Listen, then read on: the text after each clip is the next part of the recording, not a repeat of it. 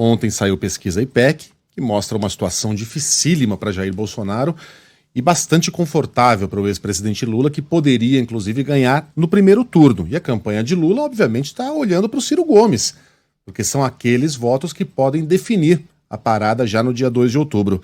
A Mônica tem informações de bastidores sobre esse namorico, em que só um lado quer namorar, Mônica. Bom dia. Só um lado, o outro lado tá dando pancada, outro né? lado só fora, né? Só batendo o telefone na cara, não tá fácil, hein, Mônica? Batendo o telefone na cara, pegando a vassoura e enxotando, né? Mas é isso, a pesquisa IPEC, que foi divulgada ontem, aumentou, né, essa expectativa em relação ao primeiro turno, Megali, como você disse, né, em relação aos candidatos à presidência da República. Quer dizer, existe essa chance de a eleição ser liquidada na primeira rodada, já no dia 2 de outubro? A campanha do presidente Bolsonaro, Jair Bolsonaro, diz que não acredita nessa hipótese de nenhuma maneira e que jamais, em momento algum, trabalhou com a possibilidade de não ter segundo turno. Né? O IPEC mostrou ontem Lula com 51% dos votos válidos, o que daria primeiro turno, mas existe margem de erro aí. Né? Outras pesquisas, né? Por exemplo, o Datafolha mostrou uma realidade parecida, mas que indica uma dificuldade maior de a campanha acabar logo no primeiro turno. Pelo Datafolha de sexta-feira, o Lula tem 48% dos votos. Então, se as eleições fossem sexta-feira, pelo Datafolha, quando a pesquisa foi divulgada, sim, nós teríamos um segundo turno. Então, a observação e todos os olhos se voltam agora para o Ciro Gomes. Não apenas o PT está voltado para o Ciro Gomes, né? Ciro Gomes está batendo muito em Lula, e isso ajuda, obviamente, o Bolsonaro. Os bolsonaristas comemoram, não só comemoram, Megali, como colocam os vídeos do Ciro Gomes nas redes sociais deles. Outro dia, o ministro Fábio Faria das Comunicações colocou lá um vídeo do Ciro criticando Lula. Colocou lá, com a palavra, o Ciro Gomes. Então, tá todo mundo de olho no Ciro. Agora, quem bate, Megali, em especial com a própria boca, porque as campanhas em geral, muitas vezes, né, Megali, colocam aquele candidato bonzinho e a campanha batendo no outro, e o candidato aparece bonzinho. No caso do Ciro, o Ciro bate com a própria boca, né? Então, quem bate dessa forma que ele bate, em geral, cai.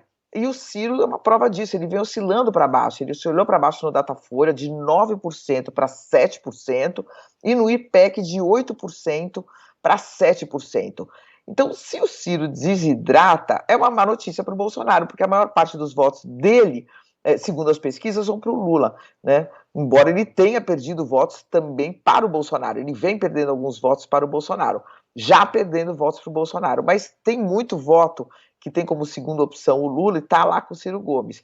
Então, obviamente que se o Ciro bate muito, é bom para o Bolsonaro, né, se ele bate muito no Lula, mas se ele bate e perde votos, é ruim para o Bolsonaro, é bom para o Lula. Então esse é o xadrez, né, muito interessante de uma campanha eleitoral. E dados, o Megali, outra coisa que eu queria trazer aqui para a gente finalizar, dados que ainda não foram esmiuçados das pesquisas, mostram que quem vem ali no pé do Ciro e a Simone Tebet estão empatados numericamente, né, no geral, no Datafolha, o Ciro tem 7% do total de intenção de votos contra 5% da Simone Tebet. Isso é o que os pesquisadores chamam de um empate técnico com vantagem numérica para o Ciro. Mas em outros grupos, ele aparece empatado de verdade e às vezes até em desvantagem, né? São dados de setores, segmentos específicos do eleitorado, as margens de erro são maiores do que as da amostra geral do eleitorado, mas elas dão pistas das tendências desses grupos. Então, por exemplo, Megali, entre quem tem 45 e 59 anos, Ciro tem 6%, segundo o Datafolha, Simone 6%, empate numérico, inclusive. Entre aposentados, Ciro 7%, Simone 7%, ela subiu aí nesse grupo. Os dois têm percentual idêntico também entre eleitores da região Sul, 6%, e Centro-Oeste, 6%. No Nordeste, Ciro bem à frente. Entre desempregados, Megali, que procura emprego, porque você tem aquele desempregado que não procura emprego, que é o desalentado, né, que eles chamam, e tem o desempregado que está na luta, que está procurando emprego, precisa ter um emprego de qualquer jeito. Entre esse desempregado que procura emprego, a Simone Tebet tem vantagem numérica, ela aparece com 5, o Ciro com 4. Entre as donas de casa, ela aparece com 6, ele com 3. Então você vê que Ciro vai aí na sua toada, vamos dizer assim, de bater bastante, e não tem colhido os frutos e perdendo em alguns nichos específicos, né? Ou com tendência, pelo menos, de Simone encostar nele, Megali. Agora, Mônica, o que tem de fato, de real, numa possível aproximação de Ciro Gomes e Bolsonaro? Saíram reportagens a respeito disso, uma delas do Intercept. O título da reportagem é "O triste fim de Ciro Gomes, rebaixado por si mesmo a cabo eleitoral de Bolsonaro". E aí eu estava vendo ontem, por exemplo, o ministro Fábio Faria estava ali repostando um vídeo de Ciro Gomes. O que tem de fato, de real nisso, hein, Mônica? Eu acho que são, Sheila, eu acho que não é uma negociação de bastidor, eles não sentam e conversam, embora todo mundo na política converse com todo mundo o tempo todo, né?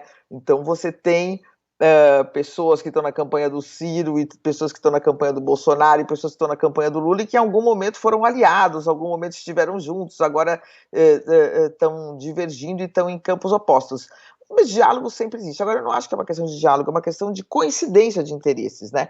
O Ciro não quer perder votos para o Lula, porque se o Ciro começar uma desidratação violenta dele, ele pode terminar que nem terminou Marina Silva em uma das campanhas, que nem terminou o Alckmin em 2018. Não é que o Alckmin tinha tão pouco voto, é que os votos, começou um fenômeno de voto útil e o eleitor do Alckmin achou que ele não tinha chance e migrou ali para o Bolsonaro, ou a maioria, para o Lula alguns, ou seja, você tem um fenômeno do voto útil, e é isso que o Ciro quer evitar. Então o Ciro vai batendo no Lula para evitar que os eleitores dele desaguem no Lula logo no primeiro turno. E isso é bom para o Bolsonaro, é uma estratégia coincidente, né? Mas não é necessariamente um acordo feito ali por baixo do pano, né? Mas, enfim, Ciro tem sofrido algumas críticas aí, inclusive entre próprios pedetistas, né, pela virulência ali dos seus ataques ao Lula, mas isso tem um sentido para ele estratégico, eleitoral, que por um acaso coincide com o interesse do Bolsonaro. Ele é muito magoado, né, com 2018, quando eu imaginava que fosse a vez dele, talvez fosse mesmo. Teria a chance de derrotar Bolsonaro no segundo turno, e aquela não tinha como ser a eleição do PT.